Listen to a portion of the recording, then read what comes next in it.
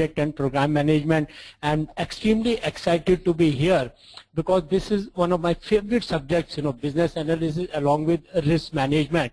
And as we go ahead with our presentation, you'll find it so very easy topic, all those people who have been attending, let's say who are taking part in project management topics and who are PMP certified, they will find that most of these things is nothing new, they have been doing it already. Maybe right now what we are doing is slightly more structured and more organized. So I'm very happy to be here. It's lovely weather out in Delhi, very, very nice.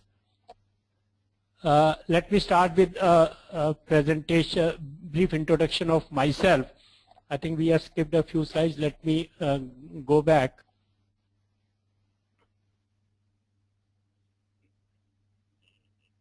Yeah, just give me one moment. Okay, I think this is the starting slide.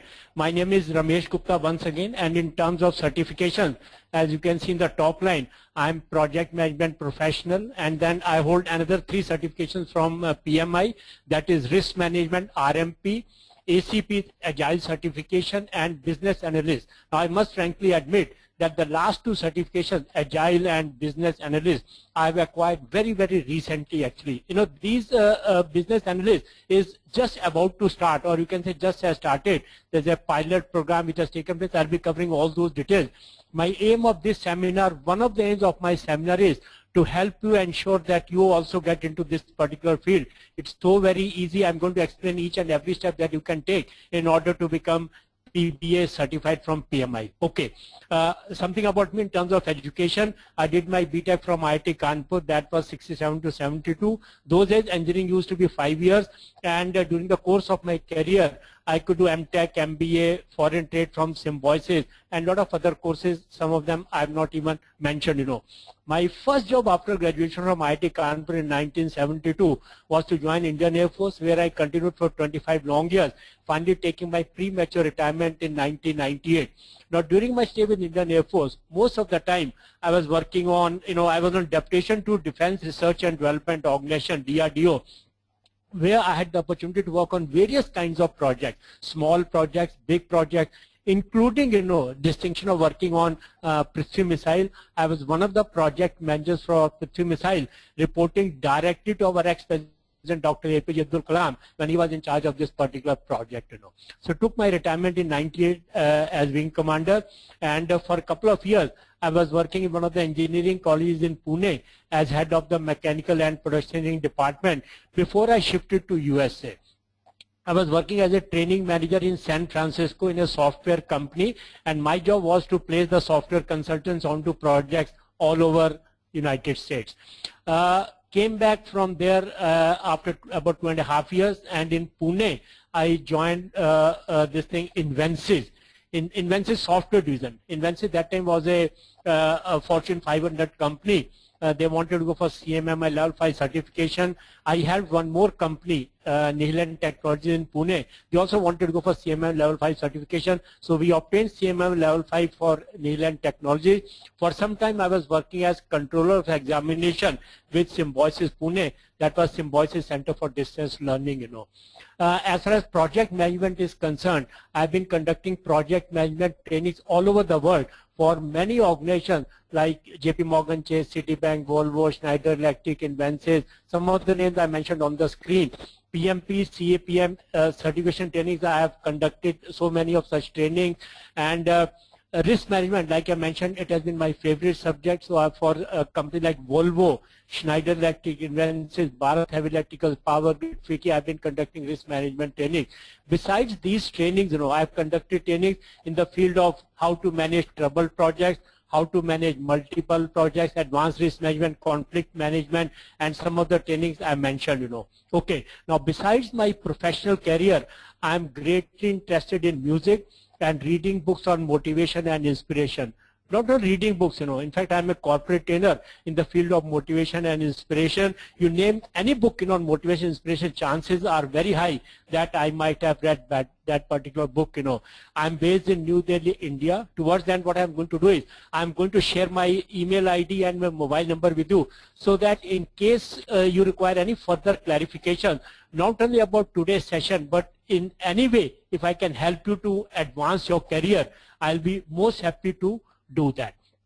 My family, I got one son and one daughter, both are married. My daughter is with IBM Gurgaon along with her husband. Both are working in IBM, and they were for 4 years they were in Chicago. So I used to travel to Chicago very often. My son is also a software engineer, but now doing his own business. This is something about me. Word about PMI, I think it's a good idea. PMI, it's basically a non-commercial organization which started in the year 1969. If you see from the at the top of the slide, it has got 449,800,000 members in all over the world in 194 countries. That is close to about more than 5 lakh members. As far as India is concerned, we have 35,000 plus members. There are various chapters in all the countries, including 8 chapters in India, 35 virtual communities of practice. Global standards, PMI publishes many standards, including program management, portfolio management, but the most important, the premier standard, that's what is shown on the slide, is project management body of knowledge or book of knowledge. We call it PMBOK guide, which is very, very popular among all the project professionals. 3 million copies are in circulation, PMI offers many credentials, or you can say certifications. 8 are the major credentials.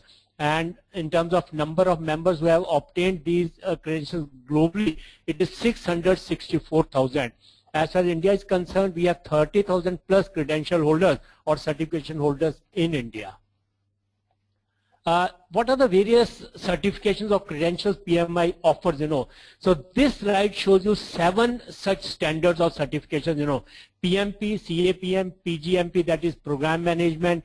PMI ACP is Agile certification, risk management, scheduling professional, and last one is portfolio management professional. These are the 7 sections. In addition to that, very recently, what PMI is going to start is they are going to start this business analyst, and that's why we are here, so that we can understand, we can learn, and all those people who are interested, they can go for this particular certification. That is PBA. I'm going to cover PBA in detail, so that what are the certification requirements, how to go about it, what are the books, etc. I'm certainly there to guide you on this. Okay, let's start with the subject matter. Today's topic is role of business analyst, project and program management. If I see, there are 3 terms which are coming here: project, program, and business analyst. I think the fitness of things, to have a smooth starting, let's quickly revise the definition of project and program and the business analyst, so that we get smoothly into our topic. Project, most of us know the definition of a project: temporary endeavor undertaken to create a unique product, service, or result. Temporary does not necessarily mean short in duration. As long as a project has certain definite start date and definite end date, that's what we are trying to say. Project management, PM, the application of knowledge skills, we know these definitions. Program, an important definition is program, a group of related projects. Now, why I'm showing you this slide is because there is a slight amount of confusion, between program and let's say how to manage multiple projects. If I can show you next slide, it says how to manage single project, multiple project, program management, and portfolio management. If there is an arrow on the top x-axis, which says the increasing complexity, single project management is maybe the easiest of all the things, followed by multi-project management, followed by program management. What I want to highlight over here is program management and multi-project management are entirely different aspects of the entirely different things. They're radically different actually. Many people, when they do multi-project management, they call themselves as program manager. It may not be so, because let's see quickly the very definition of a program. What do you mean by programs? I've taken this definition straight away from PMBOK guide. It says a program is defined as a group of related projects managed in a coordinated way to obtain benefits not available from managing them individually, not managing them individually. What they say is many times, if the relationship between projects is only that of a shared client, seller, technology or resource, I mean, it's not a program. It doesn't become a program. Program is where its collective benefits are realized. So how to undertake a program, how to execute a program is much different from how to execute multiple projects. Going back to the last slide, I've been conducting training on single project management, multi-project management, program management. So that's why I thought I will highlight this aspect. Otherwise, our topic, as far as our topic is concerned, we are talking of business analysis in project and program management. Okay, coming to business analysis, one key word, which I'm going to repeat all throughout. In fact, that's what business analysis is all about. It's just about requirements, So business analysis or requirements, you can say interchangeable words, Now, many times, as traditional project manager or as traditional people taking part in various teams, we have been doing this job. We now call it business analysis. Let's say you are going to start one project and your boss, maybe your sponsor or CEO, calls you and say, look, we are not very clear what exactly is required from this software application. What exactly is supposed to be done? Can you help us in that? That means the requirement job is given to you. Now you don't know. We have not done this job earlier. So what you'll be looking at is whom to talk to, what to ask, how to document. I mean, it's so very new to you. What is done in business analysis, the same thing that I've listed on the slide, they are done in a more structured, more organized, more detailed fashion.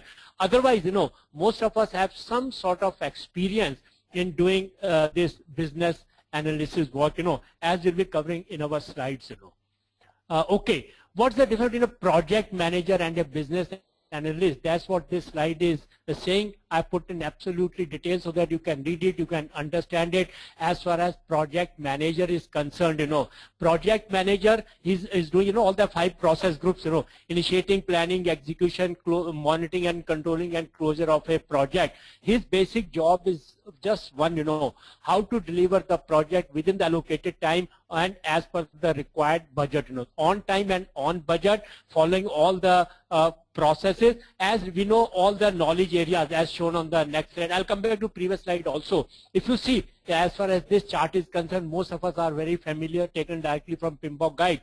It says there are 5 process groups as shown on the top horizontal x-axis: initiating, planning, executing, monitoring and closing. And there are 10 knowledge areas: integration, scope, time, cost, quality, HR, communication, risk, procurement and stakeholders.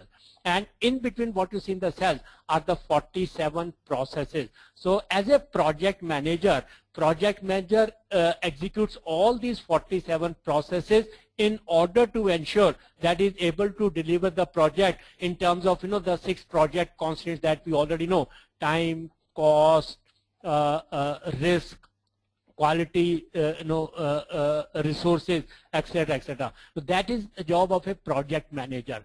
How the job of a business analyst is different? As far as business analyst is concerned, we are talking of only about requirements, So that's what I've put on the slide.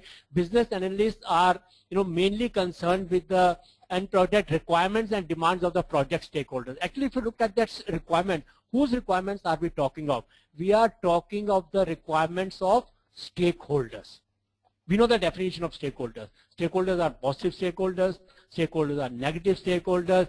We have to collect the requirements. When you say requirements, it includes their needs, their expectations, assumptions, constraints, everything.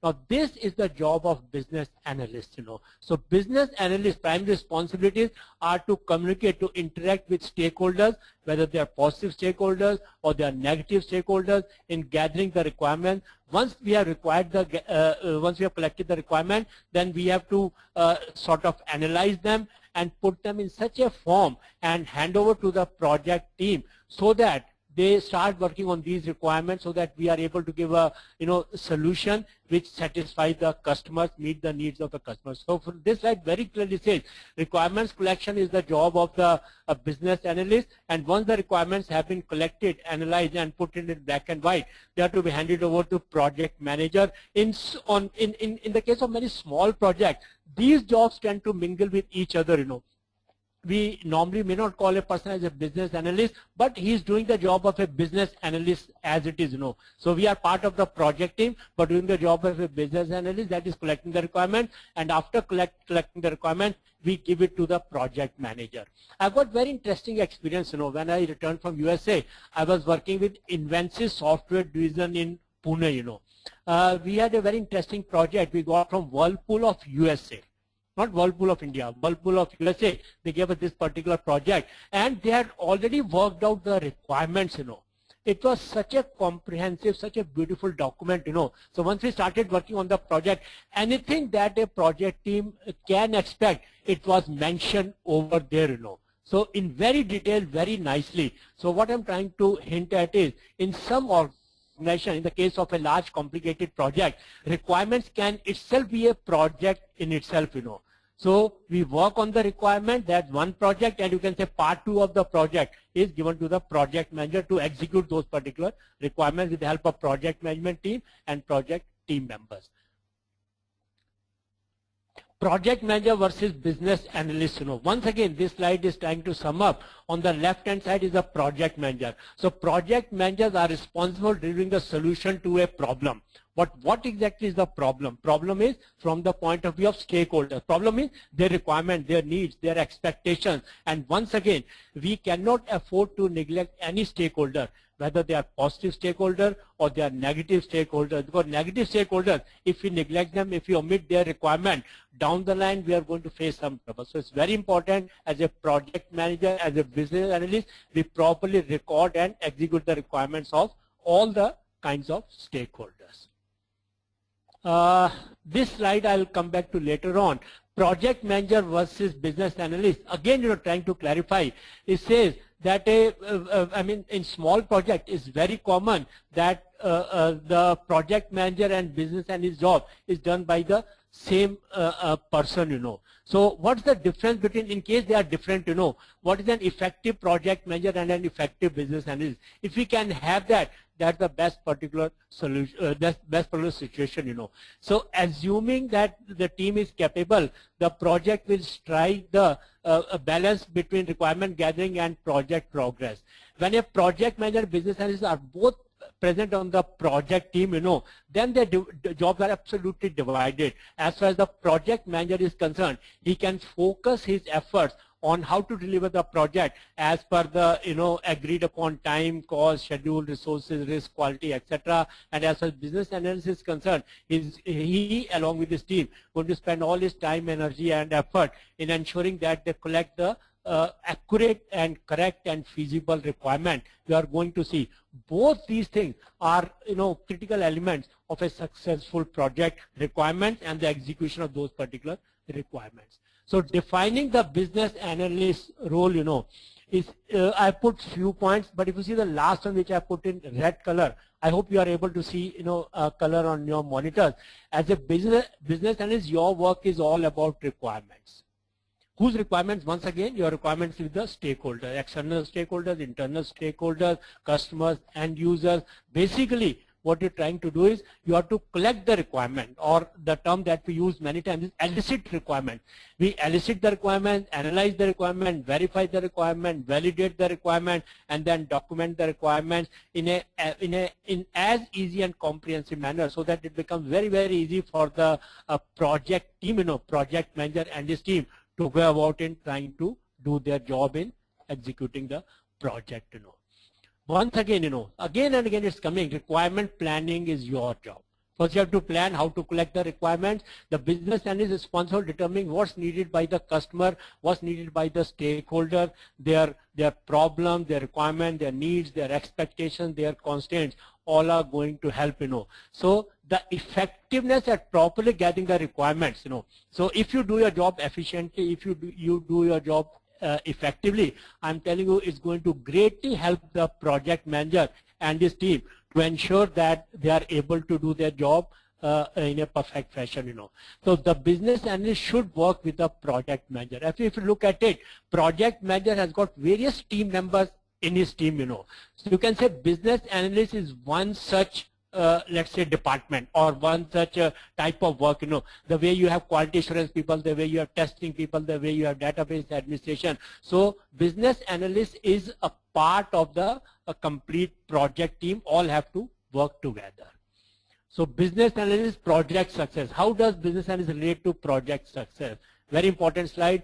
Business analyst helps you to work with the stakeholders to define the business requirement. Many types of requirements are there. So business requirement, why are we doing this project? So requirements we collect from all the stakeholders to ensure that we are able to get the perfect requirement, exact requirement from the stakeholders, and then further how to manage those particular requirements as the project is proceeding forward. Requirements are essential to the development of projects or program. Whether we are talking of project, whether we are talking of program. Actually, if you see why we are doing a project at all, the very fact we are doing a project is because of certain requirements of certain stakeholders. And I tell you what, a lot of work has been done. If requirements are not proper, if requirement collection is not done, let's say, efficiently and effectively, what's going to happen? So research has shown that poor requirement management is the leading reason why projects fail. One of the main reasons projects are not successful is because requirements have not been collected properly. I just gave you the example of Whirlpool of USA. I tell you, somebody has done such a very nice job, and we are feeling jealous, exactly. So we learned quite a lot from this kind of document which was given to us, Some studies suggest that as high as 70% of product defects are introduced during the requirements and design phase of product development, About 60% defects are not found user testing, if at all, So requirements is very, very important, very, very critical aspect of a project. Some more details about importance of requirements management in this slide, in another slide. They say in one such study in 2011, say number one reason, the primary reason for the project failures or why the projects get into trouble is related to requirements. And next sentence also, poor requirement management made the list of top 5 project failure reasons. So I conduct many trainings on how to manage trouble projects. So in that we find that this is the most important reason why projects get into trouble. So once we are aware of that, what's the role of requirements, maybe we can do a much better job as far as project management is concerned. And the very important question, is requirement management new at PMI? I mean, why PMI is getting into this business analysis now? Actually, requirement management has been a long-standing area of PMI. If you see PMBOK guide, project scope management. In project scope management, there's a full-fledged lot of details as far as requirement management is concerned, requirement collection. So PMBOK guide, standard for program management, portfolio management, everywhere, there's a lot of emphasis on requirements, how to manage them in an efficient and effective fashion. Let's come down to some more, let's say, nuts and bolts of key responsibilities of a business analyst. I'm sure, like I mentioned at the start of the session, that most of us have been doing this job earlier. What we are going to do is, in a slightly more structured fashion, can we divide the job of a business analyst into sub-areas? Now, since this session is a short session, normally we conduct 3 days training on this business analysis, but we are trying to cover some of the salient features. Idea is to draw your interest in this subject, trying to tell you the importance, basically trying to sort of motivate you to go into this business analyst subject. So some of the topics which I have listed, or which are the job specifications of a business analyst. Point number 1 is eliciting requirements, prioritizing requirements, specifying requirements, verifying requirements, validating requirements. All these are, I'm sure most of us are familiar with most of the topics which I mentioned over here. And then in addition to that, maybe how to manage the requirements, how to communicate the requirements, how to define assumptions, constraints, business constraints, technical constraints, all will be covered. So what the literature covers all these aspects in greater detail. What we will do is, in whatever time we have been given to us, we will quickly go through some of the topics that are mentioned over here. It's not possible to go through each and every topic, but let's see some of the topics. Straightway you will feel that most of the topics we are already familiar with. Let's say first one was requirements elicitation, So this word requirement elicitation, if you see what do you mean by elicitation? Elicitation, first time, I came across this term elicitation. It's much different from collection, Collection is a rather sort of passive kind of tone. Elicitation is more active, how to extract the requirements from the customer or your stakeholders, It's not that stakeholders don't want to give you the requirement. They do want to give you a requirement. Only thing is the onus lies on to project team. And project team is business analyst, project manager to extract the requirements from the customer so that we exactly what the customer want, what the stakeholder want, we are able to get it. And once you do that, that means the business analyst does that, and the project manager and the project team, they try to create what is being asked in this requirement.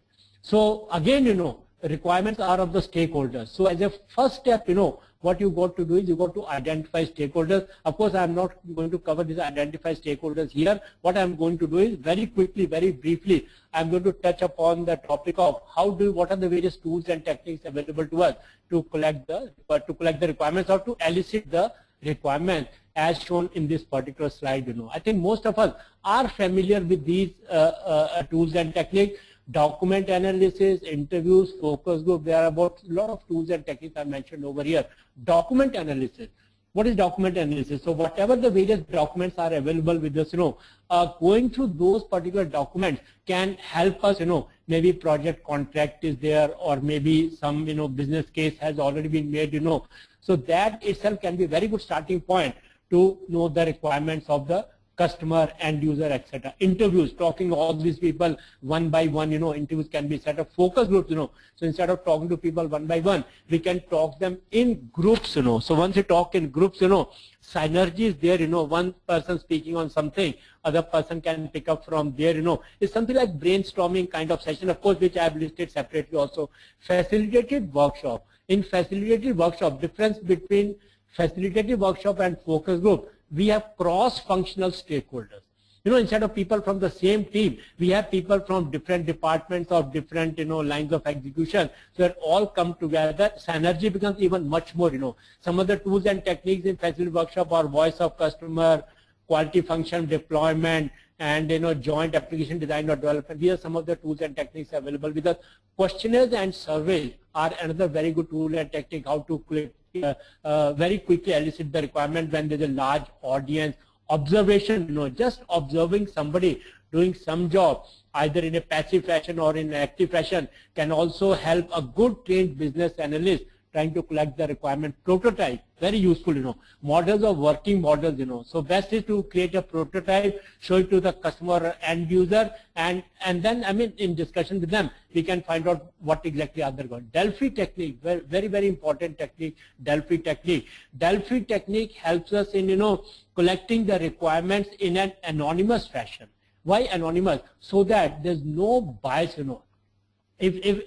let's say if one person is CEO and if he gives a certain requirement, if people are aware of that this has come from CEO, everybody is going to agree that these are the requirements. So what is a better way of doing that is, instead of, if you make it anonymous, so that all the people will be free to voice their concern and requirements and needs and expectations. Delphi technique is very important part of business. Brainstorming, brainstorming, most of us familiar, most of us have taken part in brainstorming session. In a typical brainstorming session, we are looking at quantity and not quality, So it's free to talk, free for all session. We keep on recording. So very, very important part of collective requirement. Affinity diagram, So once we have collected the requirement in a brainstorming session, we try to group them together. And then nominal group technique, we try to prioritize them, And many times, once major decision making is required to be made, how do we do that? So there are 4 techniques mentioned over there as shown on the slide. It can be unanimity, majority, plurality, dictatorship. It's very clear.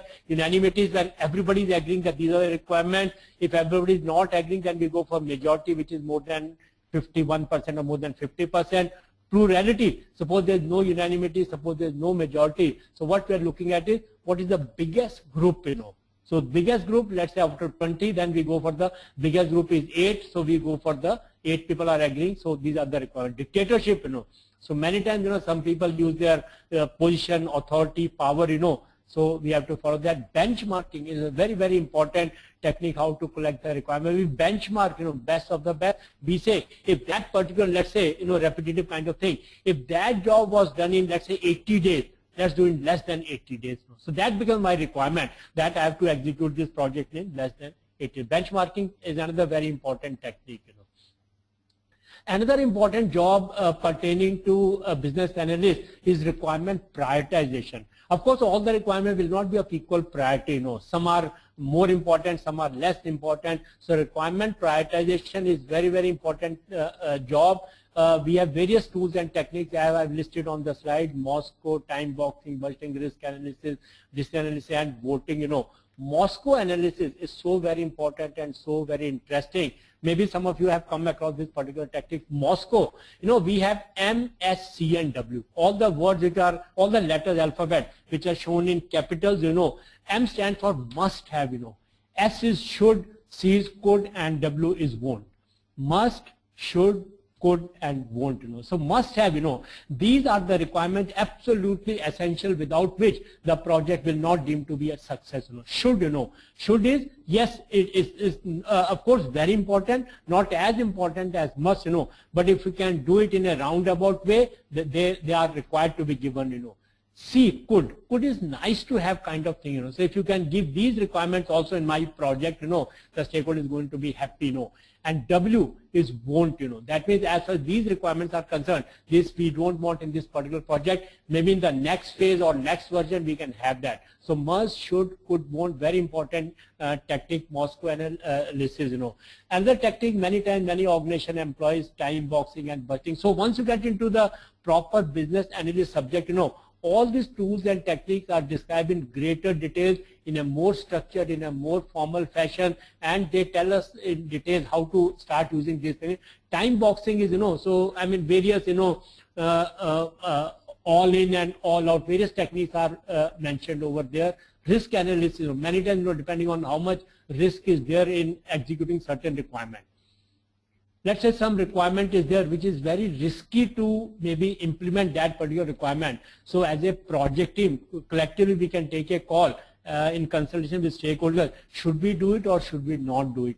So depending on the attitude of the stakeholders, many times, people decide the project, stakeholders can decide, let's do the most risky requirements first, so that we know whether to do this project or not. Or maybe at times, they say, no, risky things we will do towards the end only. It's something kind of decision analysis and voting we already know, majority, unanimity, etc. Requirement specification, so once we have collected the requirement, once we have prioritized the requirement, next job or next important step is how to specify the requirement, how to document the requirements in black and white in a absolutely streamlined fashion, so that as far as the project team is concerned, they can make meaning out of that, Otherwise, we don't want to give, just a collection of requirements. It is to be as a structured, properly modeled, so we can have functional requirements and non-functional requirements separately. What are non-functional requirements? Some of the non-functional requirements may be related to reliability, performance, efficiency, operational, security, compatibility, maintainability, transferability. So how to collect all these requirements, how to put them in a proper fashion. So once you get into the business analyst job, you'll be able to do that. So we have, let's look at that. We have elicited the requirement, and then we have prioritized the requirement. Now we have specified the requirement. The next step is requirement verification, and then we have requirement validation, So requirement verification is very important, kind of making sure that they are written properly, So 8 characteristics of well-written, high-quality requirements. So that has to be, as a business analyst, we have to do a good job so that the specifications that we give to project team are absolutely proper, So few things that we have to keep in mind. We call it 4 C's, cohesive, complete, consistent, and correct, So all the requirements, we need to ensure we go through the requirements again. We need to clarify with the stakeholders, with the end users, to ensure that all the requirements are meeting all these characteristics. They are cohesive, they are complete, they are consistent, they are correct, they are feasible, modifiable, unambiguous. Unambiguous is so that there is no ambiguity in the mind of anybody. Whether person A is going through that requirement or B or C, all derive the same meaning, so that later on we don't get into any discrepancies, because otherwise, we will not arrive at unison, whether this requirement is correct or not. So these are the very, very important aspects of requirement verification. Next step is requirements validation. Well, validation is ensure that your requirements align to the business, not that we have collected the requirement, what exactly the stakeholder wants, So that's what is validation, Every project is from some business perspective, as far as stakeholder is concerned. So we have to ensure as a business analyst that our requirements align to the business requirement and business objectives of the project. Various tools and techniques are available to us. I have listed some of them. We are not going to discuss. We don't have time. But what I have written on the slide is there can be criteria can be laid down how to accept and how to evaluate the requirement. There are metrics are available. There are key performance indicators are there. Prototype can be done. Structured walkthrough is very, very important technique, where it's kind of peer review, it's kind of peer review where we call in all the key stakeholders and go through them all the requirements one by one and take approval from them. Yes, this is what is required. Basically, all we are trying to do through the process verification validation is take a yes from our stakeholders, positive as well as negative, senior, junior, all kind of stakeholders, that these are the requirements that we want in this particular project. And the job of the business analyst is defining assumptions and constraints. These are, in fact, assumptions and constraints are also, you can say, part of requirements. So assumptions, business constraints, and technical constraints. We are all aware of this simple definition. What are assumptions?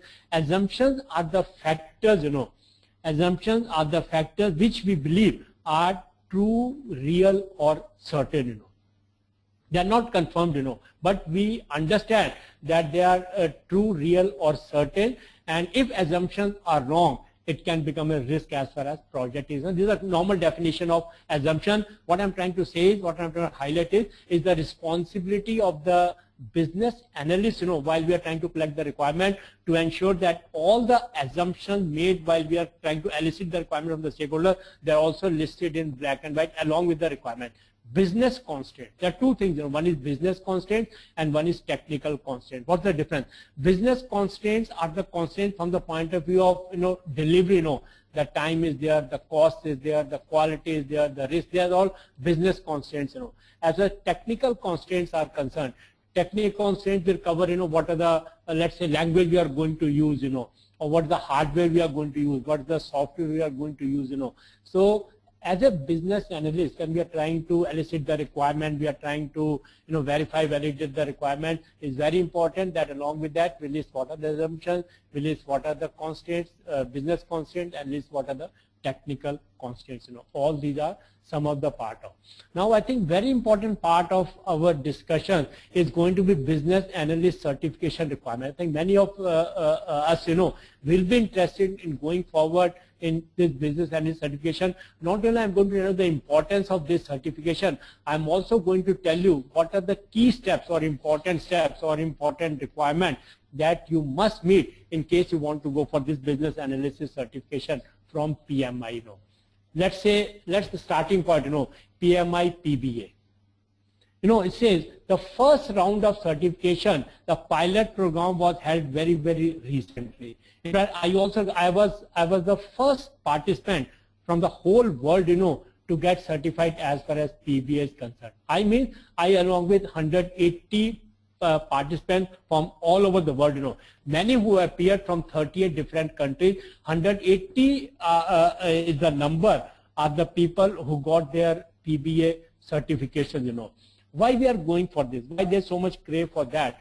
They say, as per US, US Bureau of Labor Statistics, they conducted a survey which says that by the year 2022, the business analyst jobs are going to increase by a whopping 19%.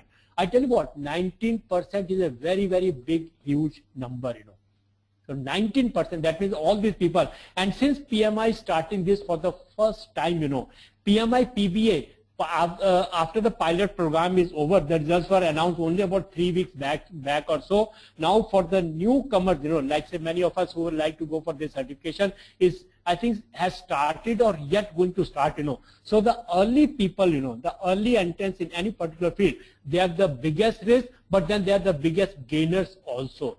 I think it's a great opportunity for all of us. I'm telling you, it's so very easy. Somehow I found that business analysis, it's all about requirement which we have done at some stage or other. It's very interesting, it's very easy. Most of us have done this job. Only thing is we need to put in a more structured fashion the way theory says. So performing business analysis projects and programs allow organization to achieve their strategic objectives. Let's say what are the eligibility requirements for this certification. So I understand that most of us are already, we have let's say graduation certificate with us.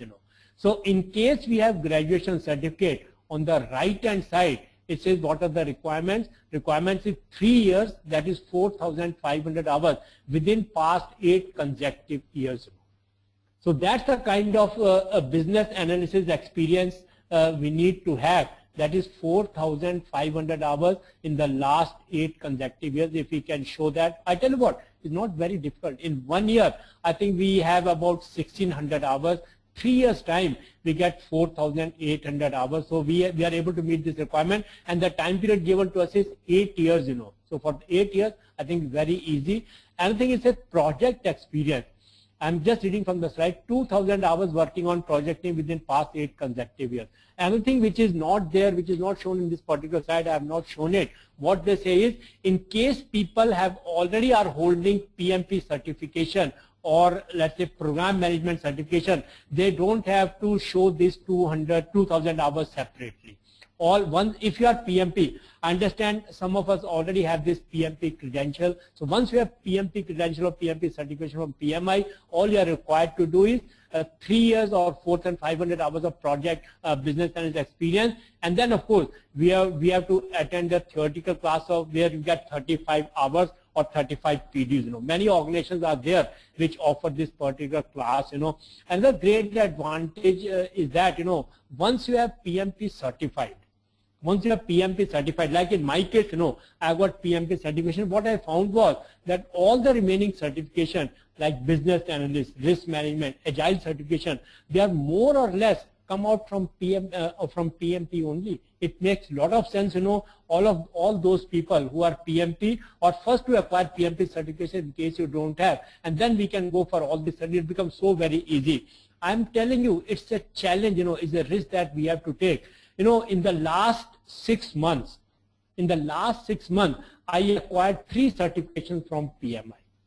Which are those 3 certifications? First, I did my risk management in the month of May. After risk management, I did my business analysis, then I did my agile. I tell you what's my age. I achieved all these certifications within the last 6 months at the age of 65 years. If I can, I'm not trying to impress you, but I'm trying to impress upon you that is absolutely possible. It's so very easy to achieve all these certification, if provided you are motivated and provided you are dedicated to do that. And I motivate everybody to just go for this kind of certification. The PMI-PBA examination content, so basically we have 5 domains in which the questions are asked. I'll see what are the various questions are. So needs assessment, planning, analysis, traceability, and monitoring evaluation. These are the 5 things. If you go to PMI website, once you go to the PMI-PBA certification, all these details you'll get, in very summary form, I think we are aware of most of the things, in details, I'm not going right now, but still, why I put this slide is, like say, point number 1, define business need or define business case, or develop project goals and objectives, identify stakeholders. Most of us, in fact, all of us are aware of that. We have some sort of experience in project management. It's so very easy taking it from that point onward. So I listed all the 5 domains and what are the tasks in that particular domain, because these become part of our exam requirement. Now, what is important is what sort of exam you have. Exam is almost similar to our PMP exam.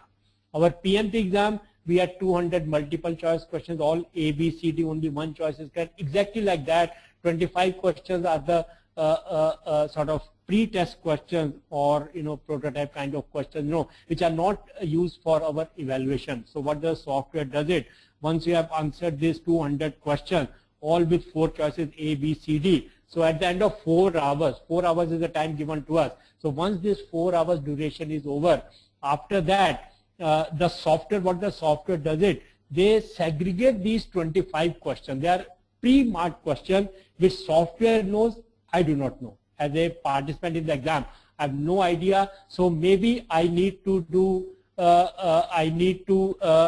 answer all these questions correctly because I have no idea this thing.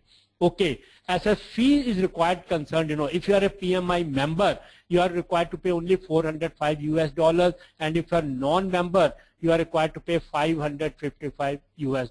We had the advantage, all the pilot program participants, out of $405 fee, since this was something new for the PMI also, so they gave us a discount of 20% above this 405, but now onwards, going forward, we are required to pay this $405. So total our investment is $405, and I'm sure, the way we recommend the participants, if you start preparation today, within the next 35 days, I can guarantee you, I can assure you, if you do, if you attend our training classes or even otherwise also, if a dedicated person just studying about 1 to 1.5 hours every day, within the next 35 days, you should be able to get this, business analyst certification from PMI. Is so very easy, 25 pre-test questions are there, I've already mentioned. So our evaluation is out of 175 remaining questions. Nowhere they specify that what's the percentage required, how many questions we need to do correctly. But it is understood, that we have to do about 62% questions correct. But I have been trying to review PMI site. Nowhere they have mentioned in black and white. But then somehow, this figure is coming out as 62%. And the test results, test results is binary, pass or fail, They don't tell you how much percent you got. It's not required also. So along with that, pass or fail, they tell you your proficiency level in each of the domains. The 5 domains are there. For all these domains, they tell you whether proficient or you are moderately proficient or you are below proficient. That's about all, So I think, and our job is to pass. So very easy, just as a little bit investment. But in terms of benefits, long-term, lot of long-term benefits. I keep on telling my partner and my students that any moment of time, one should be registered, always registered for some course or the other. Why? Because I tell you, competition is so tough outside that even to stay in the same place, you have to keep running. Even to stay in the same place, you have to keep running. Keep on doing something. There's so many opportunities available. We have full-time course, we have part-time course, we have evening course, we have correspondence course, we have self-study course, we have language courses. So many opportunities are available. Money spent on education is the finest investment you can make in life. The best investment, and the returns that you get from such kind of investment, it's not, let's say, 2 times, 5 times, or 10 times. It can be hundreds of times, it can be thousands of times, or it can be millions of times. Take it as an investment rather than expenditure. Once again, I request all of you to don't waste any time, because time is so very important, I've been, like I mentioned earlier in the introduction, I'm a teacher on motivation, inspiration, and I feel very excited when I talk to all those people and tell them, motivate them, that please go and register for some course or other. Don't waste time, most of us, we kill time, say when we kill time, we should be arrested for murder. Somebody wrote very beautifully, when we kill time, we should be arrested for murder. Actually, killing time, if you look at it more closely, is not murder. It is trying to commit suicide, So time is so very important. And another thing about time management is time slips through our hand like grains of sand, never to return again. So once again, trying to sum it up, go for this particular exam, so very easy, Something about the credential process, application process, this slide, this I'm just trying to read from this particular slide. Otherwise, if you go to PMI website, you'll find the same procedure. Almost exactly similar procedure is followed, whether it's business analysis or PMP or risk management or agile certification, similar. You have application submission, once you start an application process, you have to finish that in 90 days. Once you submit the application, PMI is going to take 5 working days to review your application, and once they review your application, you will get a mail from them. Yes, you please pay the fees, All of those who are PMP certified, we already know this process. Along with the application, you don't have to pay anything. After 5 working days, when PMI goes through application and then they process, then they ask you to pay, go online, use your credit card to pay your fees, and the moment you pay the fees, you get a system generated email, yes, Mr. Gupta, your application is okay, and they send you code and password, and then we can go and register with so Prometric test centers, which are located all over the world, and then we can write the exam, So once we get this code and the password from PMI, we've got 1 year window to write our exam. This exam can be written anywhere in the world, I mean, if I think that on that particular day, let's say in the month of after 2 months,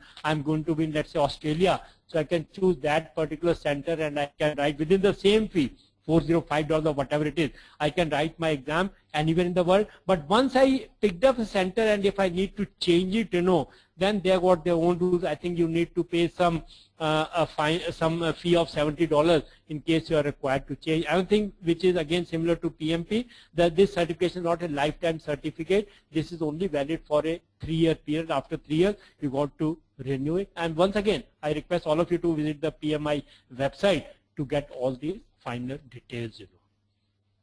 Why obtain the PMI-PBA certification? It's a perfect opportunity, great opportunity. I've said PMI is going to start this particular exam. I think they haven't yet started, but very soon, maybe next month onwards, or they're going to start this exam. It's the perfect opportunity to set yourself apart. The more certifications you have, your biodata should be distinctly standing out. So once, in fact, your biodata should be full of certifications. I've done this and I've done this and I've done MTech and I've done MBA and I'm PMP and risk management and this and that, So that's a great, career going forward. Now, in addition to PMI-PBA, why I'm trying to bring out this slide is there's an International Institute of Business Analysis, IIBA, which has been a body since the last few years, So they have this book, Business Analysis Body of Knowledge, They also offer 2 different certifications, though we are not talking of these 2 certifications. Why I brought up this slide is because as far as PMI is concerned, they are yet to publish the book or they are yet to publish the standard. Like we have PMBOK guide, like we have program management guide, As far as a business analyst is concerned, they are yet to publish this particular standard, this particular book, which should be coming out, and very shortly in the near future, In the absence of that, how to prepare for this exam? What I'm requesting all of you is, let's start preparing for the exam using the books which are available from the International Institute of Business Analysis. I mean, based on their syllabus, people have come up with certain books. I'm going to reflect 2 books on this particular slide. Let's see, these 2 books are there. One is CBAP and CCBA. These are the 2 exams. This book, very nice book, This is Susan Beze and Terry Wagner. Very, very helpful book, Helpful in the sense that so when I wrote my exam, I purchased this book. You can buy through Flipkart.com or Amazon, or many sites are available. I think it should be costing about 600 rupees. Purchasing books, self-development is the finest investment you can ever make. Whenever you see any good book, you can buy that straight away. Extremely good book, very, very helpful. Another recommended book when you are trying to prepare for a PBA exam is this book, written by Joseph Phillips. So Joseph Phillips is one guy who has written many books on PMP, on risk management, on other topics. I've been following the books of Joseph Phillips for every exam, When I wrote my PMP exam, when I wrote my business analysis, when I wrote my risk exam. Again, very cheap book. The main advantage of some of these books is they come along with CDs, CD means they have complete software, the exam questions. So I think in this CD, there are 4 full-fledged question papers which come along with. So they can give you a lot of confidence and lot of, practice how to write the exam. Both these books, this book, so I request, is an investment. Don't take it as an expenditure. Take it as an investment.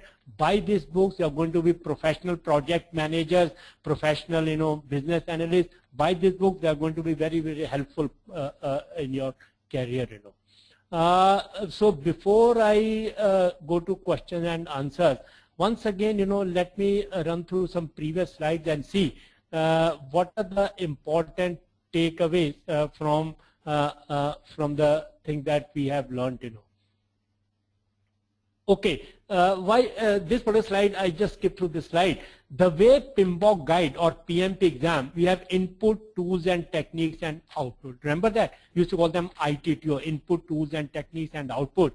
As far as business analysis are concerned, from the International Institute of Business Analysis, what they have done is, they have organized each and every knowledge area or process, you can say, in terms of tasks, inputs, elements, techniques, stakeholders and outputs. 6 things, Instead of ITTO, they have, bifurcated into what are the tasks, what are the inputs, what are the outputs, stakeholders, tools and techniques, and what are the elements, So the theory remains the same. The basics always remain the same, whether CBAP exam or PMI-PBA exam. So take the lead over others. That's why I'm trying to emphasize on that.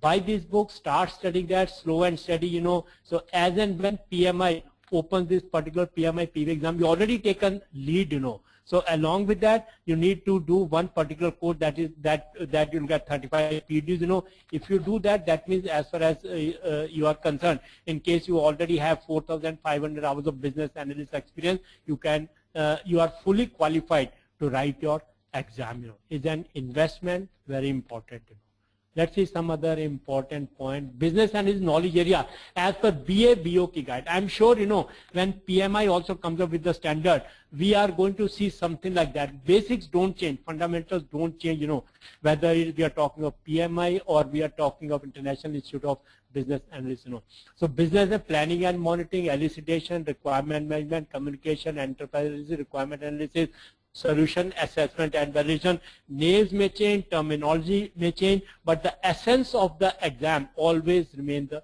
same, Take a lead, go for it.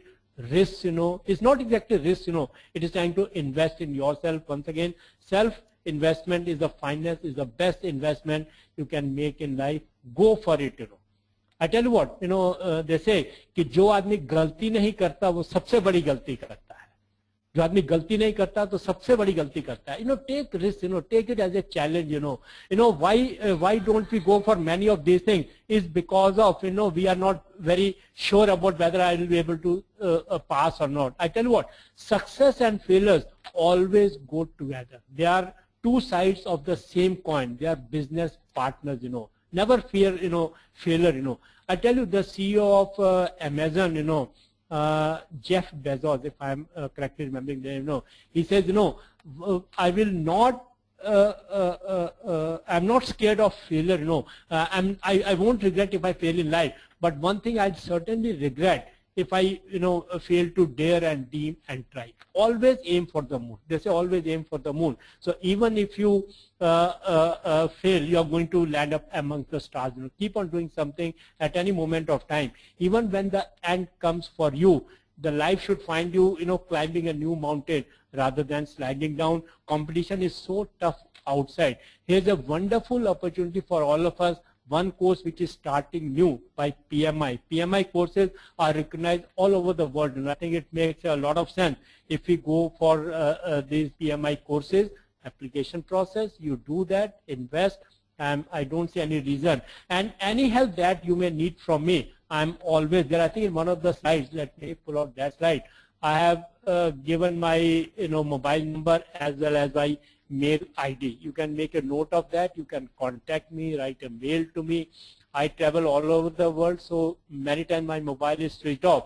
But I'm sure if you write mail to me, I will be able to answer your question. I may not be able to take up the technical question, but certainly as far as your career profile is concerned, in case you ask me, how to prepare for the exam, certainly most probably I'm going to answer that. My job is very simple, my my motivation is very simple, to make sure that you pass your examination at the earliest. Nothing gives me better thrill than when I hear from my student, yes sir, I have also done my this and I have done this course and I have done this course.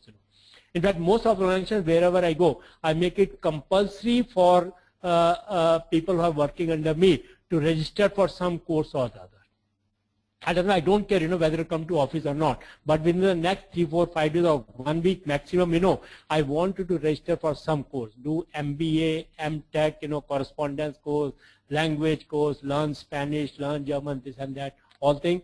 Business analyst is a great opportunity for all of us, as we have shown in some of the slides. Any question that you may have, you can please keep on jotting down. I think we have, you can post all these questions. So in the question answer session, we are going to take all these questions. I'll try to answer all these questions, whatever I'm aware of that. And in addition to that, suppose some question you can think of later on. You can always mail to CII. I'm sure they will collect all these questions, pass on to me, and I should be able to answer all the questions. Let me see any other slide which can help us. So these are the two books, very important book. I'm sure you have noted down these two books. One is by Joseph Phillips, CBAP exam. Once again, books particularly pertaining to PMI-PBA, they are yet to come out in the market. So in the absence of that, what I'm going to suggest is these are the two best books. The other books are also available, but I very strongly recommend that we can take hold of these books. They can help us greatly as far as our exams are concerned. One is this Joseph Phillips, and otherwise Susan Beasley. Both these books are very excellent books. At the end of every chapter, they have question answers along with the reasons why this choice is correct, why this is not correct, and end of the book, I think one book has got 2 question papers, another book has got 4 papers, and one of the advantages of buying books by Joseph Phillips is they have the CD in which we have other papers as well. This is the way the course has been organized as far as the business analyst is concerned. I'm sure when by the time you get this from PMI, this standard, they're also going to have something like that. It may be slightly different, in structure, in format, in layout, but most probably is going to be the. So I mean, the basics don't change, and the facts don't change at all. Why I'm trying to pull out this particular slide once again. Yes, these are the same, the pattern remains the same as far as, most of the exam from PMI, they work on the same pattern. There are certain pre-test questions. Like I wrote my Agile certification exam only last week, So in Agile certification exam, they had only 120 questions. 120 questions to be answered in 3 hours. After that, 20 were pre-test questions. 20 were dummy questions, or what we call them pre-test questions. So almost the pattern remains absolutely same. So once again, the basics for all these exams remains the PMP exam. So very important that we do the PMP exam. Once we have the PMP certification, all other certifications become very easy. Just go for it. If I consider myself as a very mediocre kind of person, If I can achieve all these certifications at the age of 65 years, I don't see any reason why all of you, each and every one of you who are attending today's session or are not attending, should not be able to go for these certifications. In fact, many of the areas I consider myself to be less as compared to normal human beings. If I can do that, I'm absolutely sure all of us can achieve this certification. They'll be absolutely wonderful going forward. And then once you look at your, reflect on your life, you found that yes, you did a great job. It will give you so much, self-respect and pride, But basically what we expect from you is commitment, So commitment is the key. Once you are committed to that, no power can stop you. No power on earth can stop you from achieving your aim, your objectives. Life is meant to be spectacular, You are supposed to do very well. You are supposed to thrive, Most of us actually, we don't thrive. We are just surviving, We don't want survival, Diamonds form under intense pressure, So put yourself in such situation. You are under immense, intense pressure, and if you are able to do that, I'm telling you, you will become a diamond, To my students, I always tell them formula for success, The formula of success is focus plus small daily improvements. Focus plus small daily improvement over a period of time lead to absolutely stunning success. Once again, the formula for success is focus plus small daily improvement. So once you focus, that my focus for the next 35 or 40 days is to pass my business analysis exam, PB exam from PMI. Once you focus on that, all you need to do is just small daily consistent improvement, maybe just about 1 hour a day or something like that. You don't have to do something big, you know. Just small daily improvements. I'm telling you, just stick to these basics, stick to these fundamentals. It's nothing like rocket science, you know. The only thing that is rocket science is rocket science. Everything else is so very basic, you know. Stick to these basics. Once you are eligible, once you are qualified, once you have attended this, you know, once you obtain the 35 PDUs, I can say with absolute guarantee, with full confidence. Well, that's what is based on our experience, you know. I conduct training all over the world, you know, talking to different people. Most of the people are able to pass these PMI certifications in just about 35 to 40 days time, you know. Just studying 1.5 hours every day. You don't have to do something big, but what is required is consistency. Consistency is the most important parameter, you know. Focus. Don't scatter your focus. Don't shift your focus. Just stick around to that. Buy these books. Study them slowly. And like I mentioned again and again, this is the kind of job all of us as project managers or as project team members, we have done these jobs sometime or the other. It's only thing is these books, you know, or these certifications, they expect us to learn these things in a more structured or more formal or more organized fashion, you know. And I'm sure, you know, it becomes so very easy. It will become so very useful. Your biodata, your certification, your profile should be full of all these certifications, you know. Going to help you tremendously in your life, you know. You need both the things. You need knowledge as well as you need certification. Both the things are required. They complement each other, you know. Once again, when this particular exam started, you know, once this was introduced, I think when did I write my paper? In the month of July, actually. 17 July was the time I wrote this exam, this pilot program. So this is a pilot program. They didn't announce the results straight away like we have in online exam. The moment you finish this 4-hour paper, the results are announced by the software on the screen. No, not in this particular case. They took about, I think, 2.5 to 3 months time, you know, to analyze all the different, you know, submissions. And then based on that, they could pass only 180 pilot program participants from 38 different countries. So I think it's a great opportunity. We are just starting this. Once again, I'm trying to repeat the same thing, you know. I'm trying to drill onto you, please go for it. Don't be scared, you know. Nothing is going to happen. The only people, based on my experience, who don't pass is the exam are the people who don't write the exam. People who have taken the risk, who have gone forward. We know everything. And you know what? It's so very interesting. It's so very challenging, you know.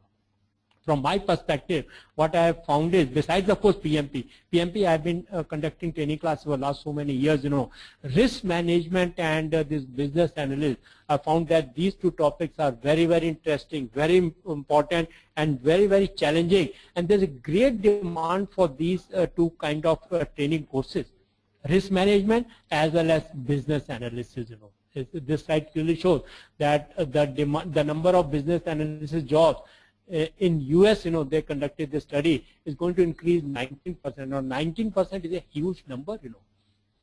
With the population of USA, I mean, growing older, you know, the opportunities for, you know, young professionals moving from India and other countries and taking up these jobs, I'm telling you, we are at the right stage at the right time. Let's grab this particular opportunity. Any questions or you may have on whatever I have presented, or in case you want me to go back to any of the slides. Unfortunately, we don't have this question answer session on the screen actually. You know, many times I've been conducting this virtual training. I've conducted a lot of virtual training for companies like JP Morgan, Chase, Nokia, Citibank, etc. So I conduct from the comfort of my home, you know. There is an interactive kind of software, you know. We use the Saba Centra software, Saba Centra software. So which I am able to, I cannot talk to the participants, but yes, I can certainly see the participants. In case any questions are there, they can ask the questions. We can chat, and all these facilities are available. Using that, we are able to do that. But I think we have a system over here.